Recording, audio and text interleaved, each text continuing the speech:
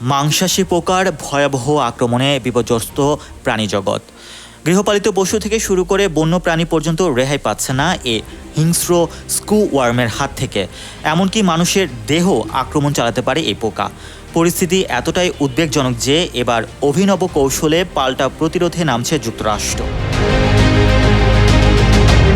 কয়েক কোটি জীবাণুমুক্ত পুরুষ মাছি এয়ার ড্রপ করে এই প্রাণঘাতী পোকার বংশ ধ্বংসের পরিকল্পনা নিয়েছে মার্কিন কৃষি বিভাগ। এই ভয়াবহ পরিণতির রোধে বেছে নেওয়া হয়েছে জীবাণুমুক্ত পতঙ্গ ব্যবহার পদ্ধতি।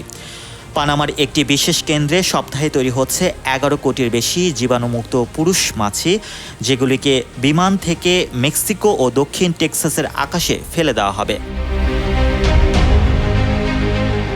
লক্ষ্য স্ত্রী স্কুয়ার্ম মাছির সঙ্গে এই জীবাণুমুক্ত পুরুষদের সঙ্গম ঘটানো, যাতে ডিম নিষিদ্ধ না হয় এবং নতুন লার্ভা জন্ম না দিতে পারে।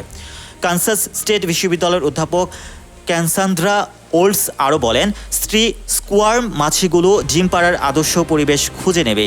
ফলে একমাত্র উপায় একটা বড় পরিসরে জীবাণুমুক্ত পুরুষ মাছির কলোনি গড়ে তোলা এবং তাদের প্রাকৃতিকভাবে বংশবৃদ্ধি রুখে দেওয়া।